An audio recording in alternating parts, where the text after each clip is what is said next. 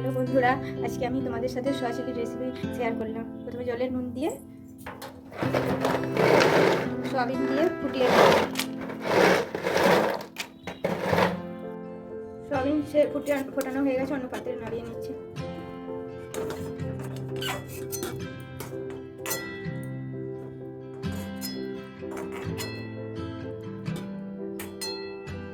আদা রসুন পেস্ট দিলাম, তারপর একটা ডিম দিয়ে দিয়েছি, অল্প পরিমাণে গোলমরিচ গুঁড়ো,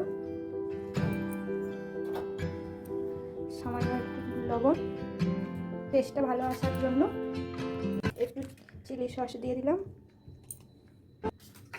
তারপর কর্নফ্লাওয়ার দিয়ে মেখে নেব।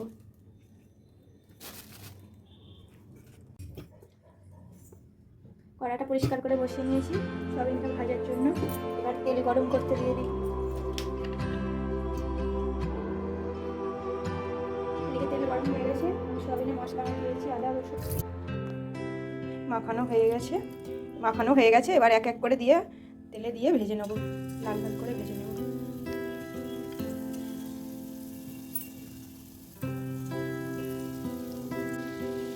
সয়াবিনটা লাল লাল করে ভাজা হয়ে গেছে, এবার আমি তুলে নিচ্ছি।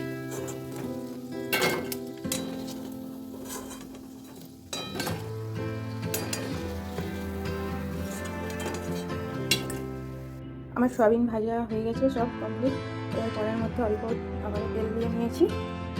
এক করে দিয়ে দেবো রসুন কুচি, আদা কুচি দিয়ে অল্প একটু নেড়ে নেব। 2-3 মিনিট মতো নেড়ে নেব। 2-3 মিনিট নেড়ে নিয়ে পেঁয়াজ কুচি দিয়ে হালকা একটু নেড়ে এটা হোক, ততক্ষণ আমি একটা সস তৈরি করে নেব। দিয়ে দিলাম 1 চামচ সয়া সস, 1 চামচ চিলি সস। আমি এখানে গ্রিন চিলিটা সস ইউজ করেছি, আপনারা চাইলে রেড চিলি সসও ইউজ করতে পারেন। আর দিয়ে দিচ্ছি 2 চামচের মতো টমেটো কেচাপ।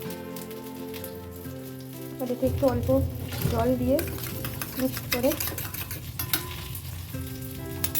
কড়ার মধ্যে দিয়ে দেবো।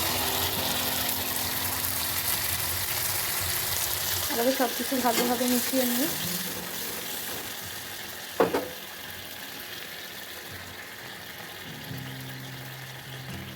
দিয়ে দিলাম পরিমাণ মতো অল্প একটু নুন দিয়ে দেবো।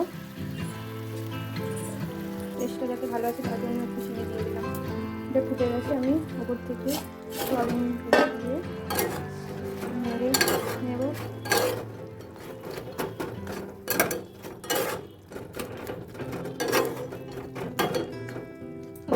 নেড়ে নেব। আমি হালকা একটু জল দিয়ে দিলাম, গ্রেভি গ্রেভি হবে যে। তারপর এটাকে ফুটতে দেব। এটা গাঢ় করার জন্য আমি 1 চামচ কর্নফ্লাওয়ার জলে গুলে নিয়েছি, এটা দিয়ে দেব।